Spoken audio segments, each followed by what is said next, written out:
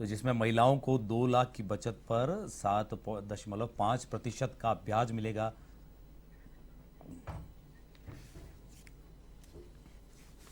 तो आइए इस प्रतिक्रियाओं के माहौल में हम आपको सीधे लिए चलते हैं जयपुर न्यूज रूम में, जहां एवन संवाददाता दिनेश कसाना मौजूद है। जी दिनेश, आपके साथ जो गेस्ट है उनसे आप जो पहले बजट के प्रतिक्रिया लें और उनसे आप पूछें कि क्या किस तरह से बजट रहा, उनकी अपेक्षाओं पे खरा उतरा या फिर उनसे कम रहा।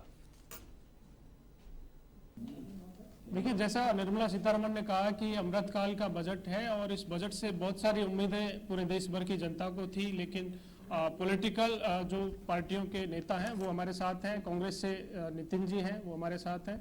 हमारे वरिष्ठ संवाददाता हैं मनोहर जी, वो हमारे साथ हैं। और बीजेपी से राखी राठौड़ जी हैं, वो हमारे साथ हैं। तो सभी से भी प्रतिक्रिया लेंगे। सबसे पहले कांग्रेस से नितिन जी हैं, उनसे पूछते हैं किस तरह से, चूंकि बहुत सारी उम्मीदें थी इस बजट को लेकर, पूरे देश भर की जनता की आम बजट आज आया है, किस तरह से देखते हैं बजट को लेकर।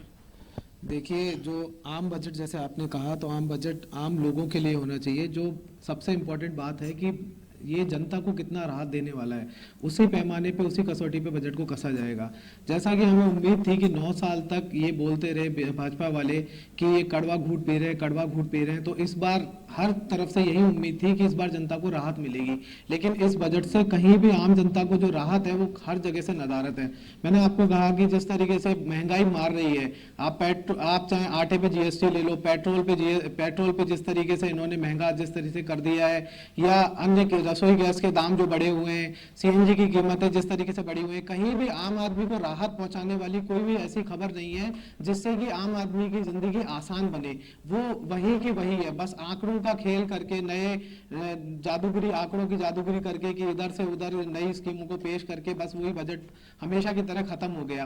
दूसरी बात, महंगाई के अलावा अगला था बेरोजगारी। हमें उम्मीद थी कि इसमें रोजगार पे कुछ इनका फोकस रहेगा, क्योंकि नियत और नीति अभी तक ऐसी रही है कि बेरोजगारी को उन्होंने एक्सेप्ट ही नहीं किया है कि देश इस तरीके से बेरोजगारी से गुजर रहा है। जिस तरीके से लेबर, हम लगातार बोलते आ रहे हैं कि लेबर पार्टिसिपेशन रेट कम हो रही है और बेरोजगारी लगातार बढ़ रही है, तो हालात बहुत भयावह हो रहे हैं।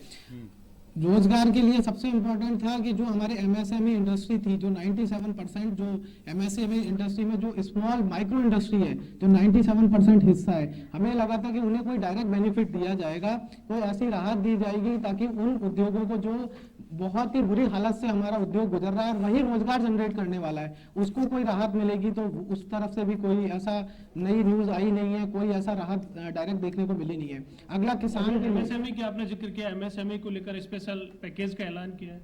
एमएसएमई को स्पेशल पैकेज का ऐलान किया है, लेकिन एमएसएमई की हालत उससे बहुत ज़्यादा बदतर है। आपको पता है कितने सारे एमएसएमई बंद हो चुके हैं और रोजगार का कितने लोग दिवालिया हो चुके हैं, वहाँ किस तरीके से कितने सारे रोजगार खो चुके हैं। तो ये इस तरीके की राहत से डायरेक्ट जो बेनिफिट था कि उनको कोई कैपिटल दी जाती ताकि दोबारा से वो अपना उद्योग चालू कर पाते हैं। अब उन्होंने कहा है कि जो पुराना उन्होंने कर्जा है या नहीं किया है उसको हम माफ कर देंगे, कोई नई पूंजी का किसी तरीके से कोई ऐलान नहीं है। और मुद्रा लोन जो हमेशा ये बोलते हैं, मुद्रा लोन का बस केवल नाम लेते हैं, कोई डेटा नहीं दिखाते कि मुद्रा लोन से क्या फायदा हुआ क्या नहीं हुआ, बस केवल एक नाम लेके निकल जाते हैं और चादर के नीचे से अपना निकल जाना हमेशा बजट के अंदर वही इस बार भी किया है। मैंने अगला है किसान का दोगुनी आय करने का वादा करते थे। आपको पता है उनकी इनपुट कॉस्ट कितनी ज्यादा बढ़ चुकी है।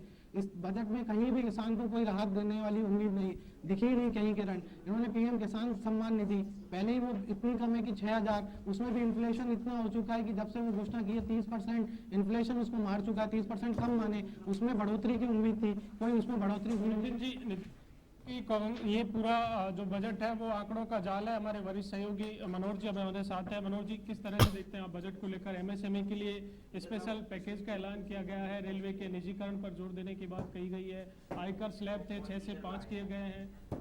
देखिए दिनेश, बहुत सारी चीज़ें हैं इसमें, कुछ सुधारों इसमें देखा जाए तो पूरा बजट इस तरीके से की है कि रिफॉर्म है। जिस तरीके से कोई जो है भारत की अर्थव्यवस्था